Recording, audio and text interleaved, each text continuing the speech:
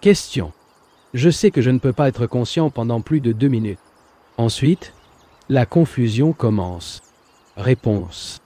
Nous vérifierons que cette perception peut s'étendre ou si elle n'est possible que pendant une brève période. Mais avant cela, regardons ce que signifie être conscient.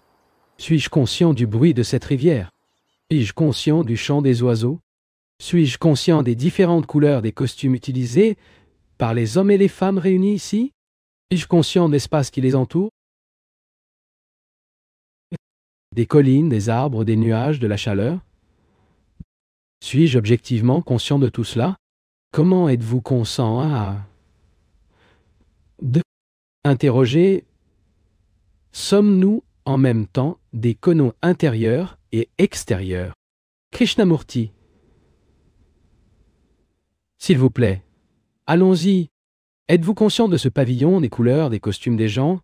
Êtes-vous conscient des collines, des arbres, des plats? Êtes-vous conscient d'être conscient de ces choses? Non? Interrogando. Lorsque vous les trouverez, je les ai conscients. Christian Murty. Si vous faites attention à vous, c'est conscient.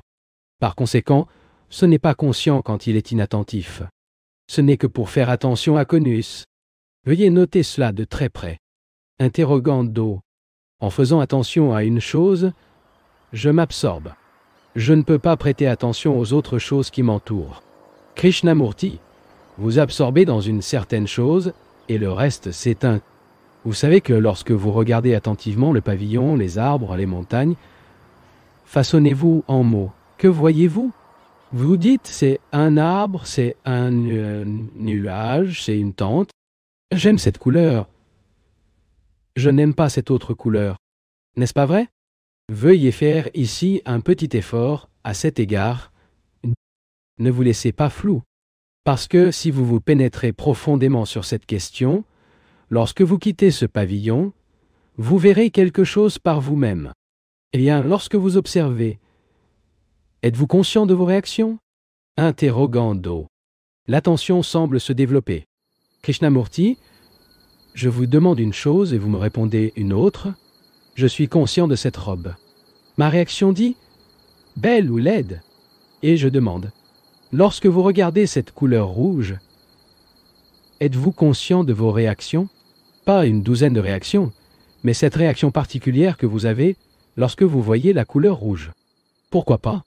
Cela ne fait-il pas partie de la perception? Interrogando. Lorsque nous nommons quelque chose, nous n'en sommes pas conscients. Krishnamurti. Je vais le découvrir, monsieur, ce que signifie être au courant. Je veux être conscient et je sais que je ne suis pas au courant. Parfois je suis attentif, mais la plupart du temps, je suis en semi-quartier. Je pense à autre chose en regardant un arbre ou une couleur. Et, comme je l'ai dit, je veux me connaître complètement. Parce que je me rends compte que si je ne me connais pas, je n'ai aucune base pour faire quoi que ce soit. J'ai donc besoin de me connaître. Comment vais-je prendre conscience de moi? Comment vais-je me regarder? Regarder. Apprendre. Par conséquent, l'apprentissage fait partie de la perception. Puis-je apprendre quelque chose sur moi conformément à quelqu'un d'autre, conformément aux philosophes, aux instructeurs, aux sauveurs, aux prêtres? Est-ce que cet apprentissage, si j'apprends selon ce que les autres ont dit, car pour se renseigner sur moi-même, et est-ce le principal? Qu'est-ce que cela apprend sur moi-même? Enquêtez sur cela, pénétrez, découvrez sa signification. Que signifie apprendre sur vous-même? Interrogando. Cela signifie voir ma réaction? Krishnamurti. Non, madame. Ce n'est pas ce que je veux. Que signifie apprendre? Interrogando. Nous semblons chercher frénétiquement un système pratique pour réaliser cet état de perception. Il fut un temps où je pensais que nous pouvions nous éduquer. Notant toutes nos pensées, puis les lire, les voir, comme un film que vous voyez. Peut-être que de cette façon, il a été possible d'apprendre quelque chose. Krishnamurti dit l'interrogance que nous voyons des raisons de nous connaître et aspirer à savoir comment le faire. Mais à cause de cette anxiété, nous souhaitons un système. Nous voulons trouver une méthode, car nous ne savons pas quoi faire de nous-mêmes. Nous avons donc besoin de quelqu'un. Dites-nous, faites de telles choses, et vous vous connaissez. Maintenant, messieurs, j'ai la gentillesse de m'écouter. Me voici. Je suis le résultat de la société, de la culture dans laquelle je vis, de la religion, du monde des affaires, du monde économique, du climat de la nourriture. Je suis le résultat de tout cela, du passé infini et du présent. Je veux me connaître. Autrement dit, je veux en savoir plus sur moi-même. Et qu'est-ce que le mot « apprend » ? Voir la difficulté qui y est contenue. Je ne connais pas l'allemand, et cela signifie que je dois apprendre le sens des mots, décorer les verbes et apprendre la synthèse de la langue. Autrement dit, je dois accumuler des connaissances des mots, et ainsi de suite. Alors peut-être que je peux parler allemand. Accumuler, verbalement ou toute autre manière, puis agir. Alors, l'apprentissage signifie l'accumulation. Maintenant, que se passe-t-il si je veux en savoir plus sur moi-même? Je vois quelque chose en moi et dis « J'ai appris une telle chose. J'ai vu que c'est ainsi. J'ai appris à ce sujet. » C'est donc un résidu de connaissance. Et avec cette connaissance, j'examine le prochain incident. Et par conséquent, l'accumulation augmente. Donc plus j'observe et j'apprends sur moi. Plus il y a de connaissances sur moi-même. N'est-ce pas exactement? Interrogando. Je change. Krishnamurti. J'accumule des connaissances et je change en même temps. Grâce à l'observation, j'accumule des connaissances et de l'expérience. Alors, que se passe-t-il? Avec cette connaissance, je me regarde. Par conséquent, les connaissances m'empêchent de nouvelles observations. Vous en rendez-vous compte? Par exemple, vous avez dit quelque chose qui m'a offensé. Ceci est ma connaissance. Et la prochaine fois que je vous verrai, c'est cette connaissance d'être offensé qui va nous rencontrer. Le passé rencontre le présent. La connaissance est donc le passé, et avec les yeux du passé, je regarde le présent. Comprendre? Maintenant, pour en savoir plus sur moi-même, pour me regarder, je dois être libre des connaissances apportées du passé. C'est-à-dire que l'apprentissage de moi doit être toujours nouveau. Remarquez-vous la difficulté? Interrogando. Je dirais qu'il y a une vie constante, qui n'alterne jamais. Krishnamurti. Nous considérerons le problème du changement plus tard. Je suis vigilant, et je veux en savoir plus sur moi-même. Ce que je suis, c'est le mouvement, pas statique. Il est vivant, actif, prend toujours des directions différentes. Ainsi, si j'apprends de l'esprit et du cerveau du passé, ils m'empêcheront d'auto-apprentissage. Réalisez cela à leur demande. Comment une personne peut-elle se libérer du passé afin qu'il puisse en savoir plus sur lui-même, une chose constamment nouvelle? Voyez-vous à quel point c'est beau et passionné. Je veux en savoir plus sur moi-même et ce que je suis. C'est une chose vivante, ce n'est pas une chose morte. Aujourd'hui, je pense d'une manière et demain, je pense différemment. C'est un mouvement constant et vivant. Et pour l'observer et pour vous apprendre, l'esprit doit être libre. Par conséquent, s'il transporte la charge du passé, il ne peut pas observer.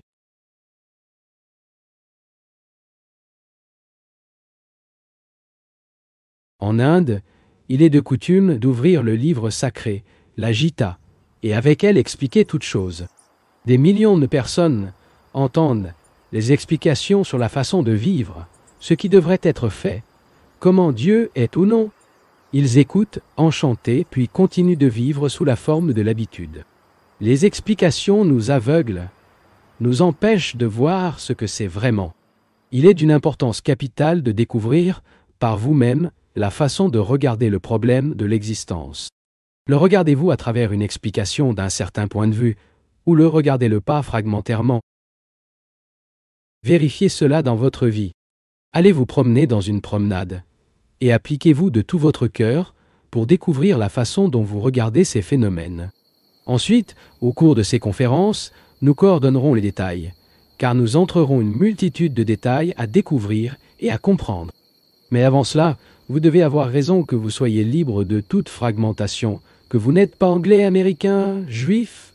Pouvez-vous comprendre qu'il est exempt du conditionnement d'un étant donné la religion ou la culture? Le conditionnement qui vous tient cultivé et selon lequel vous avez vos expériences, ce qui ne conduit à plus de conditionnement. Voir le mouvement de la vie comme un seul mouvement. Il y a une grande beauté et d'immenses possibilités. Action complète et liberté. Et l'esprit a besoin de liberté pour découvrir ce qu'est la réalité. Pas une réalité inventée ou imaginaire. Il y a un besoin de pleine liberté, exempt de toute fragmentation. Et cette liberté ne sera possible que si elle est réelle et totalement sérieuse. Pas selon ce que quelqu'un dit. C'est la façon d'être sérieux. Jetez ces choses. Ne faites pas attention à vous. Essayez de découvrir par vous-même, que ce soit vieux ou jeune. Pouvez-vous poser des questions? Avant de les faire, voyez pourquoi ils les font et qui attend la réponse. Lorsque vous posez une question, êtes-vous simplement satisfait de l'explication qui peut être donnée dans la réponse?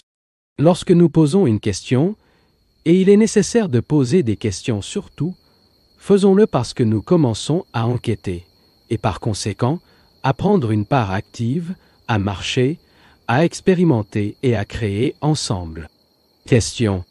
Si une personne, disons, un fou est lâche pour tuer des gens, et que nous avons la possibilité de l'empêcher de tuer, que devez-vous faire? Réponse. Dans ce cas, nous tuerons tous les présidents et dirigeants, tous les tyrans, tous les mêmes et nous-mêmes. Nous faisons partie de tout cela. Avec notre violence, nous contribuons à l'état actuel du monde. Nous ne le réalisons pas clairement. Nous pensons que si nous nous débarrassons de tant de personnes, répudier le régime actuel, nous aurons résolu le problème entièrement. Toutes les révolutions physiques ont été réalisées sur cette base. Les Français, les communistes, etc. Et ils se sont tous retrouvés dans la bureaucratie ou la tyrannie. Ainsi, mes amis, instituons une nouvelle façon de vivre, ce n'est pas de l'établir pour les autres, mais pour vous-même. Parce que l'autre est moi-même. Il n'y a ni nous, ni eux. Il n'y a que moi-même. Si vous réalisez vraiment, pas verbal ou intellectuellement, mais avec le cœur, voyez ici, il y a une action complète, d'un résultat complètement différent. Et il y aura une nouvelle structure sociale, sans qu'il soit nécessaire de renverser un régime pour le remplacer par un autre. L'enquête nécessite de la patience. Les jeunes sont impatients et veulent des résultats instantanés. Et cela signifie qu'ils n'ont pas encore compris le processus de vie totale. Si l'on comprend la totalité de la vie, elle verra une action instantanée, entièrement différente de l'action immédiate de l'impatience. Voyez ce qui se passe en Amérique. Troubles raciaux, pauvreté, ghetto, système éducatif absurde. Considérez la désunion existante en Europe et le retard dans la création de la Fédération européenne, et voyez ce qui se passe en Inde, en Asie, en Russie, en Chine. En considérant tout cela et plus les divisions créées par les religions, il n'y a qu'une seule solution possible, une seule action, c'est-à-dire l'action totale, et pas une action partielle ou fragmentaire. Cette action totale ne consiste pas en tuant personne, mais pour voir les divisions qui détruisent l'homme. Lorsque nous sommes vraiment sérieux et que nous voyons les choses sensibles, il y aura une action complètement différente. Question. Supposons qu'un individu naît dans un pays où l'emporte de la tyrannie absolue. Et il est totalement supprimé, sans lui donner l'occasion de faire, par sa propre initiative, rien. Je pense que la plupart des cadeaux ne peuvent pas imaginer de telles conditions. Cet homme est né dans cette situation, ses parents aussi. Qu'a-t-il fait pour créer le chaos existant dans le monde? Réponse. Rien, probablement.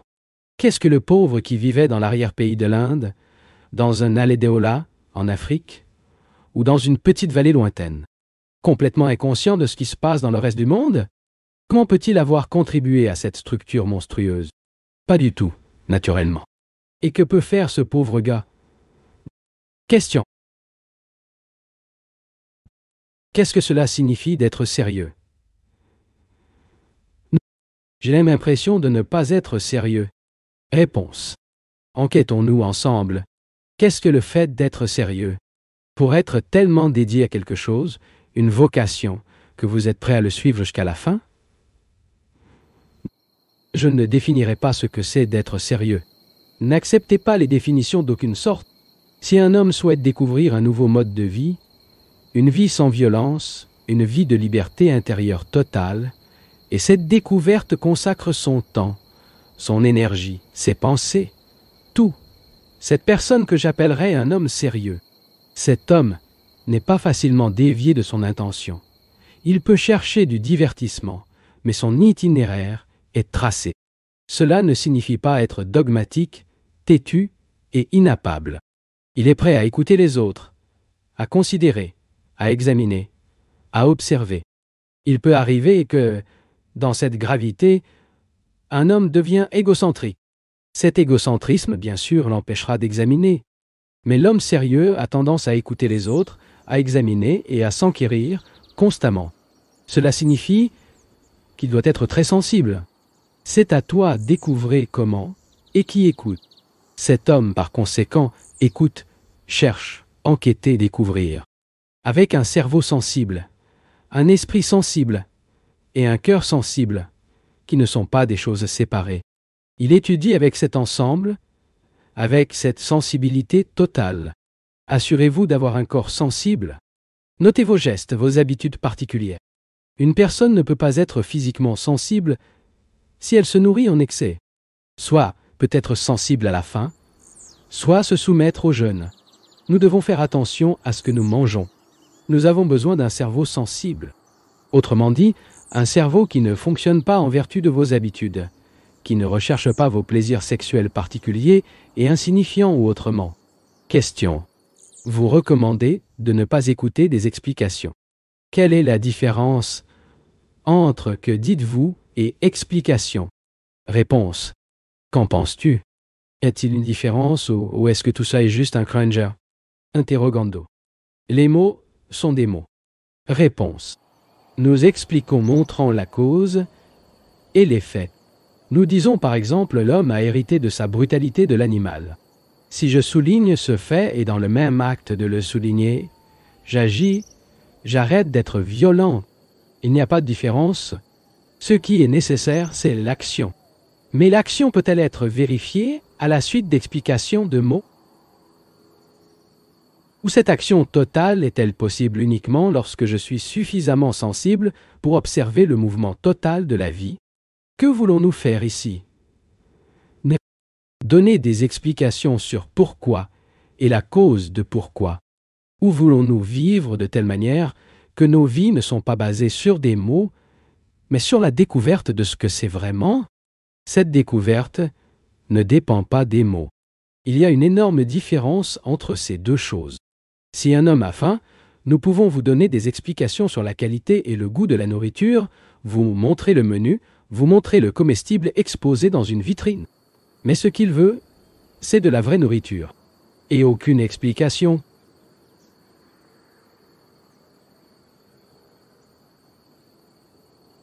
Quand je ne m'éloigne pas de la peur, j'arrête de m'identifier avec lui. Christian Morge.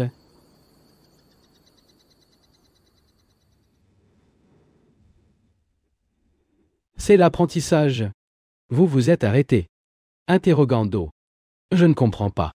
Christian Morge, l'arrêt n'est pas l'apprentissage. En raison du désir de ne pas avoir peur, vous voulez vous en éloigner. Voyez à quel point il est subtil. J'ai peur, et je veux en savoir plus sur vous. Je ne sais pas ce qui va se passer, mais je veux connaître le mouvement de la peur. Alors que se passe-t-il? Je ne fume pas de lui. Je ne réprime pas, ou n'évite pas. Je veux en savoir plus sur vous. Interrogando. Je pense à la façon de m'en débarrasser. Krishnamurti, si vous voulez vous débarrasser de cela, comme je viens de l'expliquer, qui est la personne qui se débarrassera de lui? Vous voulez vous débarrasser de la peur, ce qui signifie qu'il résiste. Par conséquent, la peur augmente. Si vous ne réalisez pas ce fait, je suis désolé, je ne peux pas vous aider. Interrogez, nous devons accepter la peur. Krishnamurti, je n'accepte pas la peur. Quelle est l'entité qui accepte? Interrogez, s'il n'est pas possible de s'échapper, est-il nécessaire d'accepter? Krishnamurti. Échappez-le, évitez-le, lire une romance, voir ce que font les autres, regarder la télévision, assister au temple ou à l'église, et tous d'éviter la peur.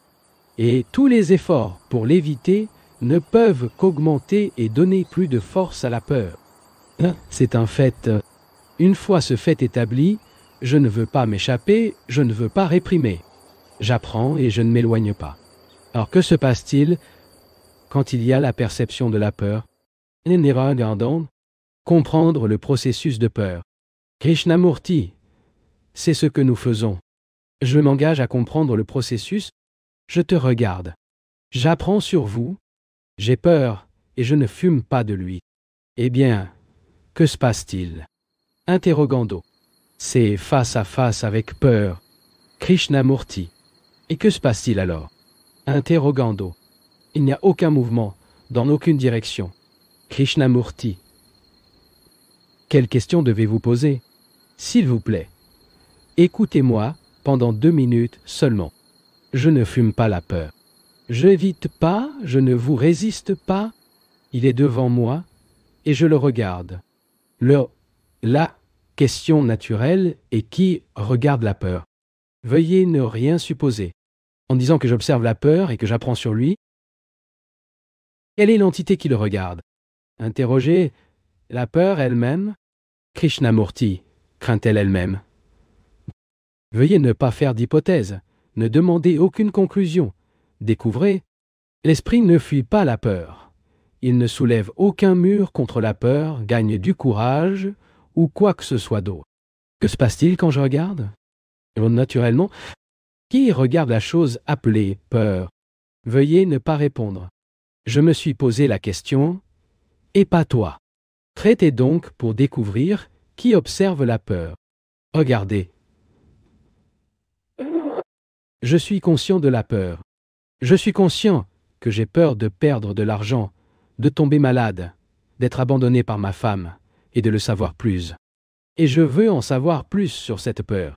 Alors je regarde et ma question naturelle est la suivante. Qui regarde la peur? Interrogando. L'image que j'ai de moi-même? Krishnamurti, quand je demande qui regarde, que se passe-t-il? La question elle-même contient une division, non? Mais quand je dis qui regarde, cela signifie que mon esprit est une chose et que je regarde. Par conséquent, il y a une division. Pourquoi? Pourquoi y a-t-il cette division? Réponds-moi. Supposons rien. Ne répétez pas ce qu'un autre a dit, y compris moi-même. Essayez de savoir pourquoi cette division existe au moment où vous demandez qui vous regardez. Découvrez-le. Interrogant, y a-t-il le désir d'observer en moi? Krishnamurti, c'est-à-dire que le désir dit « observe pour s'échapper ». Y comprend? Vous avez d'abord dit que j'avais compris que je ne devrais pas m'échapper. Et maintenant, vérifier ce désir très subtilement vous fait fuir. Par conséquent, vous observez toujours la peur en tant qu'étrangère. Voyez à quel point cela est important.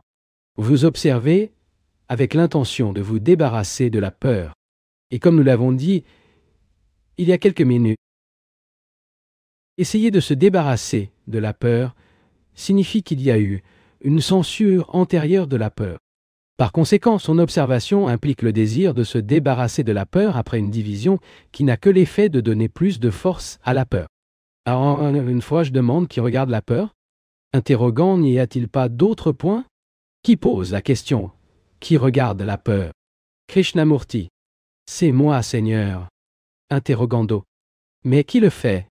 Krishnamurti. Demande à nouveau la même chose. Cela revient. Ayez la gentillesse d'écouter. C'est le moyen le plus pratique de procéder. Si vous écoutez ce qui est dit, vous verrez que l'esprit sera exempt de peur. Mais vous ne faites pas. J'ai peur de perdre de l'argent, et donc, que dois-je faire? Je m'enfuis de sa peur, en évitant d'y penser. Mais comprendre combien est une étude pour l'éviter, car plus je résiste, plus je me sens. Plus je me sens, je l'observe. Par conséquent, la question est présentée. Qui l'observe? Qui l'observe? Le désir de se débarrasser de lui, de le dépasser, et le désir qui le regarde. Et Et je sais que l'observation de cette manière se divise et rend donc la peur plus forte.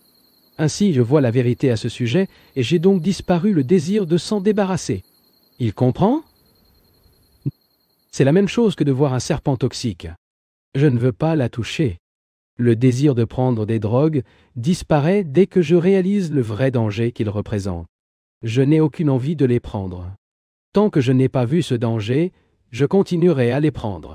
De même, tant que je ne vois pas que l'évasion de la peur découle de peur, je continue de fuir. Au moment où je m'en rends compte, je ne veux plus m'échapper. Oh! Que se passe-t-il? Interrogando. À quoi une personne peut-elle ressembler si elle a peur d'être en difficulté? Krishnamurti, c'est ce que je pointe. Vous avez peur de regarder la peur. Vous n'apprendrez rien sur vous. Et si vous voulez en savoir plus sur la peur, n'ayez pas peur. C'est à quel point cela est simple. Si je ne sais pas nager, je ne veux pas sauter dans une rivière. Quand je sais que je n'ai aucune possibilité de mettre fin à la peur, si j'ai peur de le regarder, et même si j'ai peur de le regarder, je veux vraiment le faire. Je dis peu importe, je veux regarder. Dis que c'est le désir d'échapper à la peur qui génère constamment la peur. Non, non. Aucune compréhension. En disant que c'est la peur n'est pas séparée de vous. Ce qui se produit? Je suis sombre. J'ai peur d'être sombre. Mais je dis pourquoi je suis sombre. Et l'affaire est réglée, non? Je ne fume pas de lui. Quoi de neuf alors? Interrogando. Acceptation. Acceptation? Krishnamurti, j'accepte cela? Au contraire, j'oublie que je suis sombre. Ce n'est pas bien comprendre. C'est juste de faire des hypothèses. Je veux en savoir plus sur moi-même. Je dois me connaître complètement avec passion, car c'est la base de chaque action. Sans cette base, j'aurais une vie de confusion extrême. Pour en savoir plus, je ne peux suivre personne. Si je suis quelqu'un, je n'apprends pas. L'apprentissage de moi-même implique que le passé n'interfère pas. Parce que ce que je suis est une chose extraordinaire, vitale, mobile et dynamique. Je dois donc le regarder nouveau, comme un nouvel esprit. Il ne peut pas y avoir de nouvel esprit si le passé agit toujours.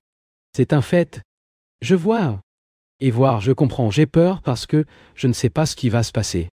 Par conséquent, je veux en apprendre davantage sur la peur.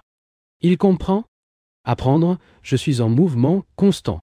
Je veux savoir et réaliser quelque chose.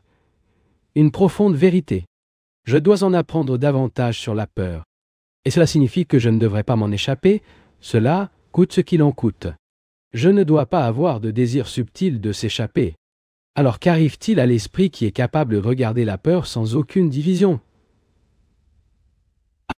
La division consiste à chercher à s'en libérer à travers des formes subtiles d'évasion, de répression, etc.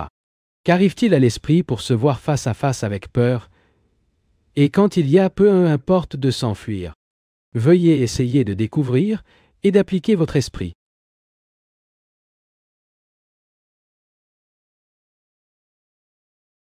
Hier, nous parlions de la peur et du besoin de connaissance sur soi. Je ne sais pas si vous réalisez la grande importance de comprendre la nature et la structure de vous-même.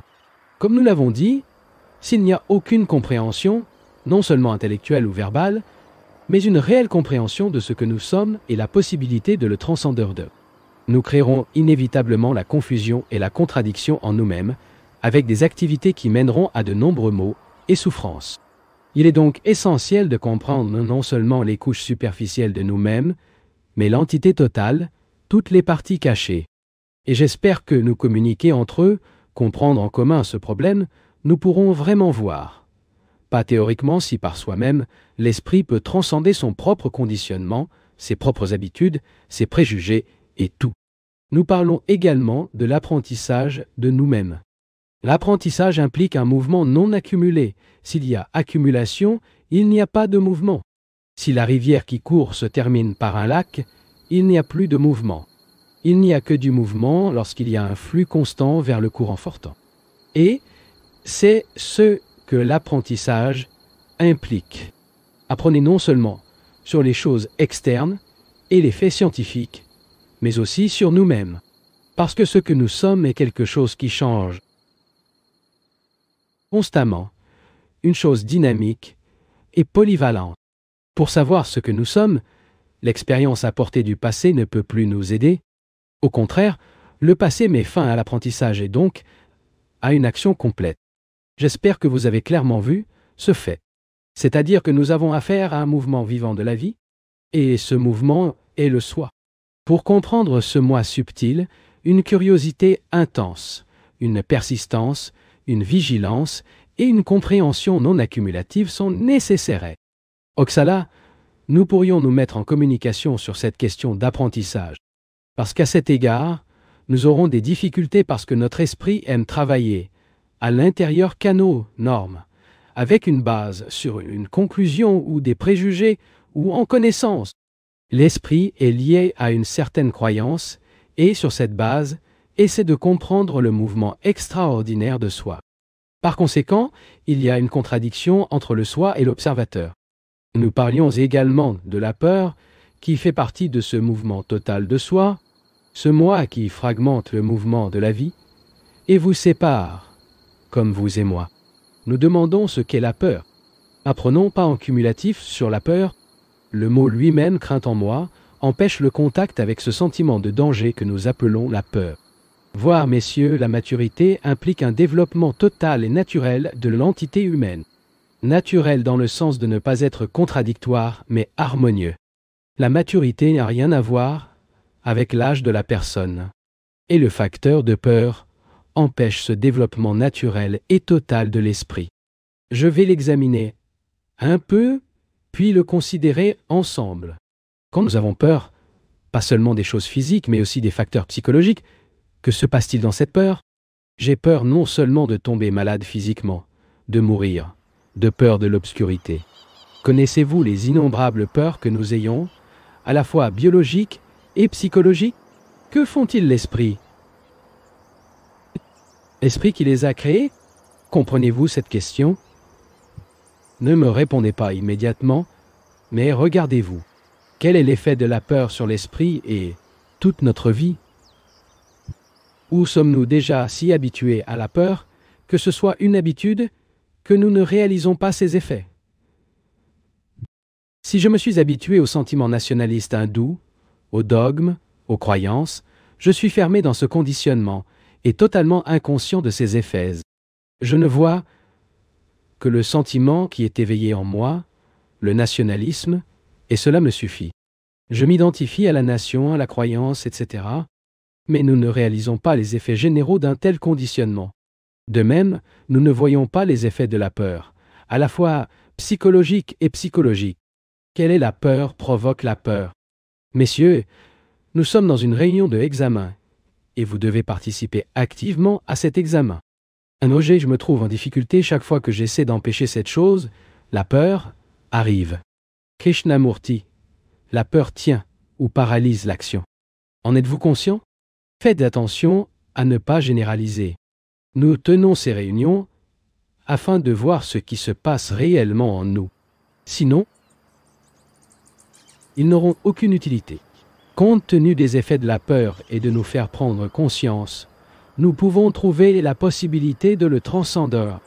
Donc, si je suis vraiment sérieux, je dois voir les effets de la peur. Est-ce que je connais vraiment les effets de la peur? Ou est-ce que je les connais seulement verbalement? Est-ce que je les connais comme une chose dans le passé et cela reste comme un souvenir? Et ce souvenir me dit, ce sont les effets de la peur. En conséquence, c'est la mémoire, pas l'esprit, qui voit les effets de la peur. Vous remarquez? Je viens de dire quelque chose de vraiment très important. Interrogando. Pouvez-vous le répéter, Krishnamurti? Quand je dis « je connais les effets de la peur », qu'est-ce que cela signifie? Soit je les connais verbalement, c'est-à-dire intellectuellement, soit les connaître comme de la mémoire, comme quelque chose s'est produit dans le passé et dit « c'est arrivé ». Par conséquent, c'est le passé qui me dit quels sont ses effets. Mais je ne les vois pas dans le moment présent. C'est quelque chose que l'on se souvient et non une réalité. Mais savoir implique de voir sans s'accumuler. Pas une reconnaissance, mais voyez le fait. Pouvez-vous communiquer avec cela? Quand je dis que j'ai faim, est-ce le souvenir d'avoir faim hier qui me dit « Où est le vrai fait que j'ai faim maintenant ?» La vraie perception de la faim maintenant est entièrement différente de la réaction d'un souvenir, qui me dit que j'avais faim avant, et donc je dois avoir faim maintenant. Est-ce le passé qui vous dit les effets de la peur, ou est-il conscient que ces effets se produisent vraiment maintenant? Les actions dans les deux cas sont complètement différentes, n'est-ce pas? Si je suis parfaitement conscient des effets de la peur maintenant, je travaille immédiatement. Mais si c'est la mémoire qui me dit quels sont ces effets, mon action est différente. Est-ce clair? Eh bien, quel est le cas? Interrogando, peut-il être distingué entre une certaine peur et la perception actuelle des effets de la peur en tant que telle, sans la mémoire des effets d'une peur donnée? Krishnamurti, c'est ce que j'essayais d'expliquer. Les actions dans les deux cas diffèrent complètement. Vous en rendez-vous compte? S'il vous plaît, si vous ne réalisez pas, ne dites pas oui. Ne jouons pas les uns avec les autres.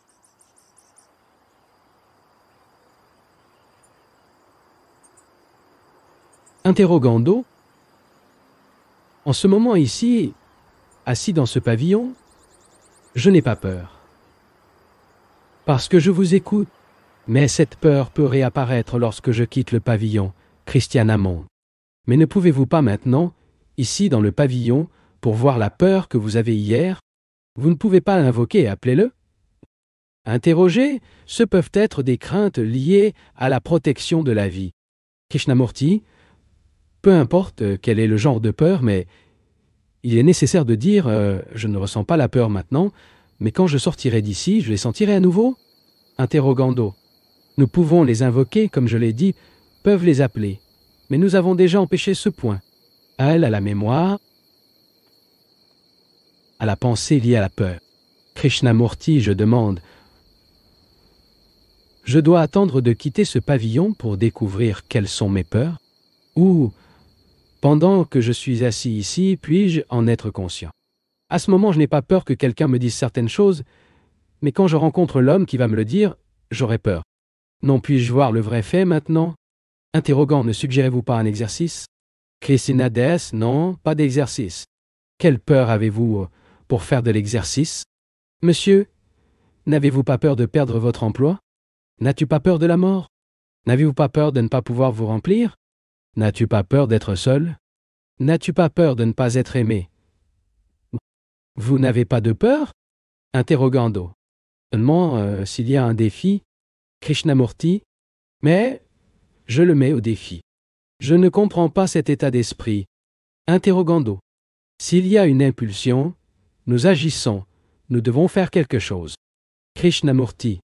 Non, non. Cela le rend trop compliqué quelque chose d'aussi naturel que d'entendre le bruit de ce train qui passe. Soit vous pouvez vous souvenir du bruit du train, soit vous pouvez vraiment l'entendre. Ne compliquez pas la chose, s'il vous plaît. Interroger, n'est-ce pas en quelque sorte de le compliquer en parlant de convoquer la peur? Je n'ai pas besoin d'invoquer aucune de mes peurs. En étant simplement ici, je peux observer mes réactions. Krishnamurti, c'est ce que je dis? Interrogando. Pour être en communication ici, nous devons connaître la différence entre le cerveau et l'esprit. Krishnamurti, nous y faisons déjà face. Nous essayons maintenant de découvrir ce qu'est la peur.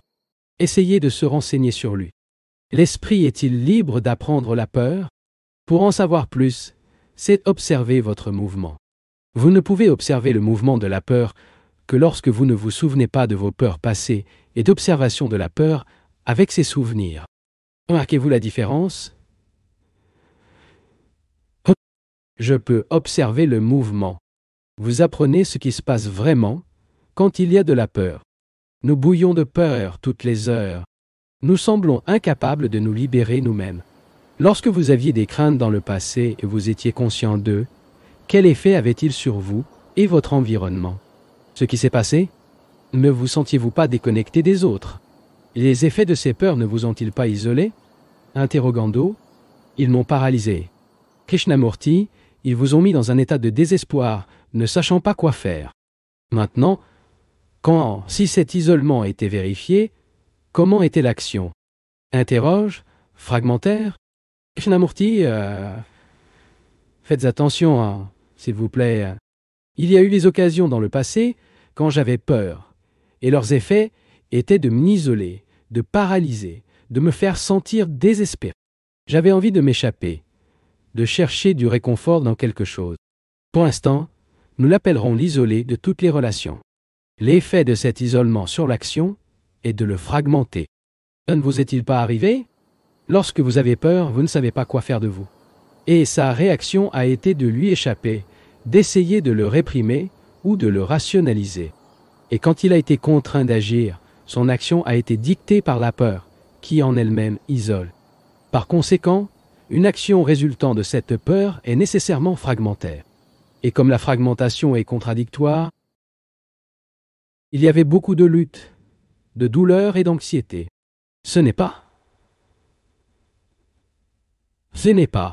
interrogando.